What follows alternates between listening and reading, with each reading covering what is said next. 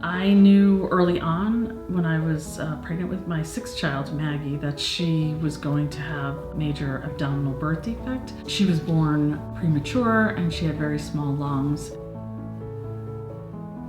It was a real struggle. Those first months in the hospital, she was very unstable, couldn't breathe on her own, couldn't eat on her own, couldn't move. They need to keep her paralyzed in order to be able to feed her and help her breathe. Given the fact that she had respiratory failure, she needed help breathing, and that meant a tube that went down her throat. So right from the start, they needed to put a tube in her nose to feed her. Without a tube, she would not have been able to take in any kind of formula or breast milk, anything. So it really did keep her alive those first few months. She spent her first 10 months in the hospital. And the doctors called me, I remember, about 2 weeks after she was born and said to me something like, if she lives, you'll really need to be extremely patient and appreciate the very small little bits of progress that she'll make over the next days and months. So, and I've thought about that so many times over the years since then, just to try to appreciate the little gains she made and to try to be patient and not to rush her.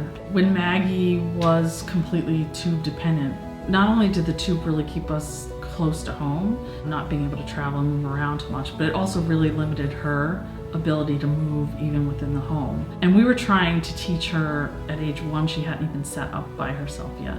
She couldn't walk yet. And so our ability to get her gross motor skills up and running and our ability to work with her on physical therapy and occupational therapy and speech therapy was really impeded by kind of having all this equipment following her every move. With a kid with a complicated medical history, we had certainly learned a lot about how to take care of her, but putting a tube in her nose and down to her stomach was always something made me very nervous. So there was a lot of stress around the tube feeding, carrying the equipment, having the right feeding materials. It was also a really expensive prospect. We were feeding her all sorts of formulas, and she didn't react that well to having the tube, so we knew she needed it, but she had a lot of reflux and vomiting. We just were never sure she was getting what she needed. I think in the early years, she had such a complicated medical situation that feeding just always fell to the bottom of the list. It wasn't a priority. And in some ways that made sense because, you know, learning to breathe on your own, learning to walk and trying to learn to talk. But then for us, feeding seemed like it ought to be up there, pretty close to the top of our priorities. Before she had the abdominal surgery, they said that they planned to do a couple procedures related to feeding. And one was to put in a gastric tube, and the other one was to do surgery that would prevent her from having any kind of reflux. And that was when we really started to wonder what she was capable of on her own. So we were introduced to a couple of different options, kind of the leading options for trying to transition her from tube feeding to oral feeding. One was an inpatient program where she'd be in the hospital for a certain period of time. For us, after having a child that spent a year almost in the hospital, the idea of going back to a hospital to learn to eat was just a non-starter, just not the kind of setting we wanted to be in. We were also offered the option to go to an outpatient clinic. When we got the call to go, we would pack up and go live close to the clinic for 6 weeks and go every day, every meal. We went and visited that one, and it was really kind of off-putting. It was very, very much like a laboratory setting. I remember the feeding therapist putting on plastic gloves in order to feed her and touch her mouth. And I remember also asking the clinicians there sort of where hunger fit into the picture, because we'd started kind of really trying to figure out the different theories and approaches to feeding. And they said, oh, hunger is the last thing we worry about.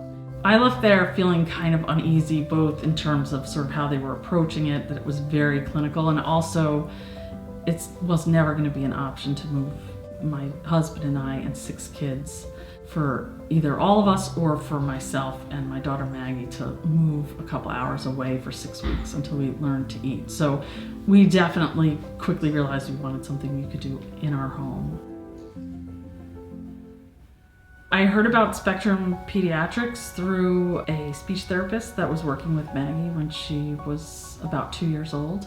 And she mentioned that she knew a child who had amazing results working with Spectrum, who was tube fed, and then she ran into her a few months later in a Dunkin' Donuts while she was eating a donut all on her own. So she was just amazed. The Spectrum Pediatric approach to helping Maggie learn to eat was much different than our experience in the hospital or the clinical setting. The therapist came directly to our house. They sat at the kitchen table with her.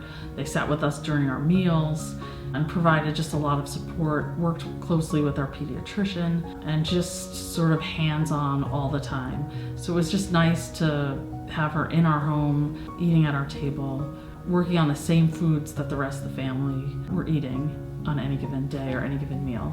With a trach for so long and a feeding tube and being developmentally delayed after being in the hospital for so long, there was just a lot to teach her related to how to use her mouth the right way and how to swallow properly and how to regulate what she was putting in her mouth. And just to have someone there with us through all of that was fantastic.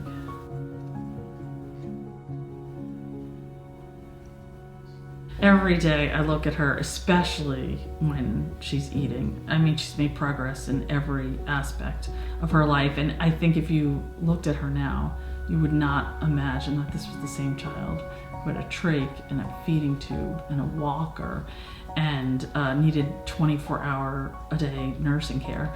But every time I see her eat, it just makes me smile. It's so exciting, and it's just so funny to see how natural it is now for her to be eating by mouth and sitting at the table and enjoying meals with her siblings and just kind of keeping up with them in every way, including eating. She's in preschool now and she's independent all day. She eats lunch at school, the hot school lunches, just like all the rest of the kids. So we're just so thrilled at the progress she's made and how much great we can expect in the future.